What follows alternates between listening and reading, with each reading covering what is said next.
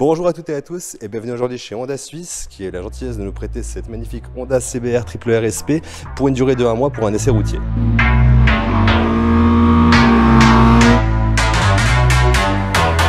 J'ai une question qui me trotte dans la tête depuis que tu m'as dit que tu voulais essayer cette moto. Pourquoi diable une moto sportive, une bête de circuit, tu veux l'essayer sur la route? Cette moto a été conçue pour gagner en World Superbike, je suis d'accord, mais la plupart des fans de sportifs tels que moi vont aller au travail avec et vont l'utiliser pour les aléas du quotidien plus que pour les grappiller un temps à Manicourt.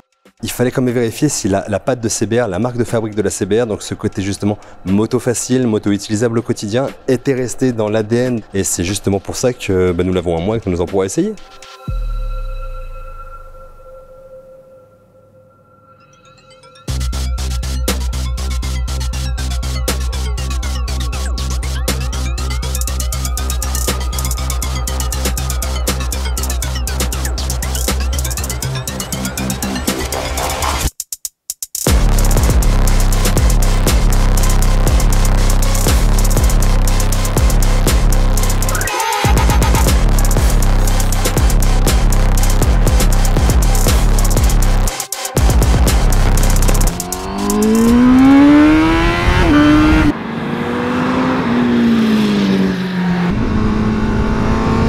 Honda annonce sur cet Hypersport une puissance vertigineuse de 217 chevaux, la positionnant parmi les machines les plus puissantes de sa catégorie. Oui mais voilà, ce sont des chiffres. Pour en avoir le cœur net, un petit passage chez notre concessionnaire de la côte, GDK Moto, qui nous a invités à confronter la moto à son banc de puissance Woolwich Racing. Pour analyser la moto sur un banc de puissance, ça réclame un minimum de préparation. Graissage, tension de la chaîne ainsi que la pression des pneus pour la partie mécanique, et branchement de l'ECU pour communiquer avec les entrailles de la bête.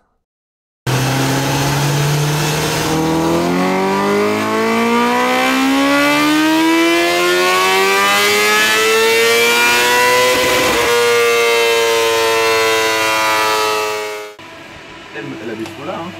Ouais. Tu mets en dessous, elle est un peu plus creuse. Tu vois. Et ça, c'est parce que nous, on l'a rempli. Mais... La ville est loin d'être le terrain de prédilection de la Fireblade. Malgré tout, la douceur du 4 cylindres en ligne est un réel bonheur au milieu urbain. Sur cette CBR, on n'a pas besoin de se contorsionner pour voir ce qu'il se passe derrière. Les rétros offrent un champ de vision large et correct.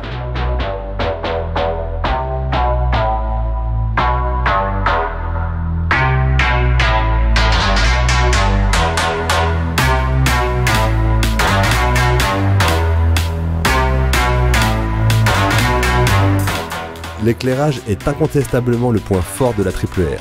Déjà qu'en feu de croisement on est en plein jour, le passage en feu de route vous ferait presque bronzer. Le rêve quoi. Et c'est bien marrant de se flâner à basse vitesse en ville, mais si on retournait dans un col...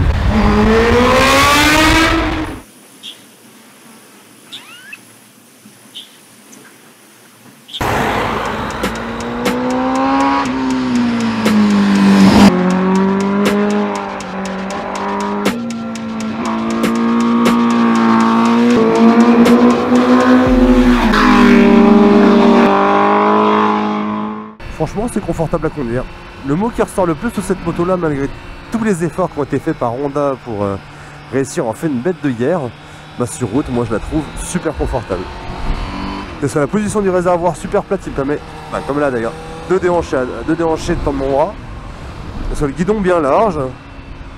Non, franchement, elle est, pour moi, elle est confortable.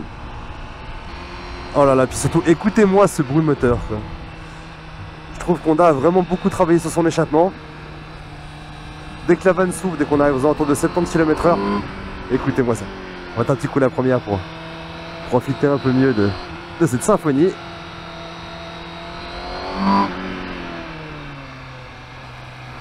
Parce que malheureusement la D1000 nous oblige, si on veut écouter un peu le moteur, à se mettre en première.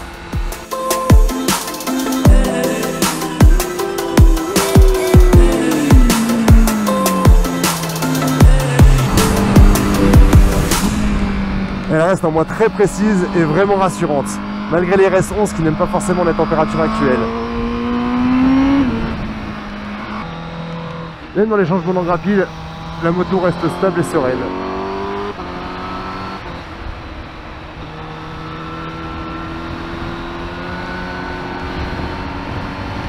Au niveau de la position de conduite, Le haut du corps, parfait.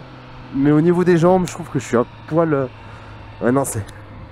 Au niveau des jambes, c'est pas vraiment ça, malheureusement. Hein.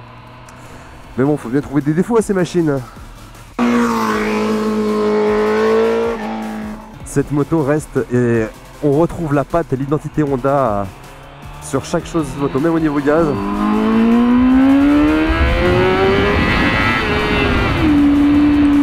Wow. Ouais. La selle est vraiment confortable aussi pour une sportive. Non, je suis vraiment assez content des efforts que font les marques maintenant pour nous faire des motos qui justement sont confortables au quotidien. La démultiplication qui a été mise sur cette moto là pour l'homologation dans nos pays européens est malheureusement 10 fois trop long et nous pose des soucis à chaque sortie de virage si je ne suis pas à un rythme stratosphérique, ce qui n'est pas forcément le cas sur route. Regardez-moi ce shifter.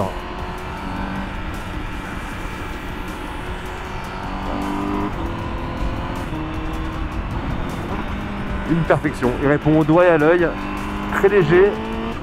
C'est de ceux que j'ai pu essayer, c'est un de mes préférés. Les rapides, précis, les rapports verrouillent bien. Non mais la symphonie qui sort de cet échappement là, ça rêve. Bon, franchement, je reprends du plaisir en roulant 4 cylindres grâce à cette moto. Juste pour les vocalises que nous sort la Krapovic.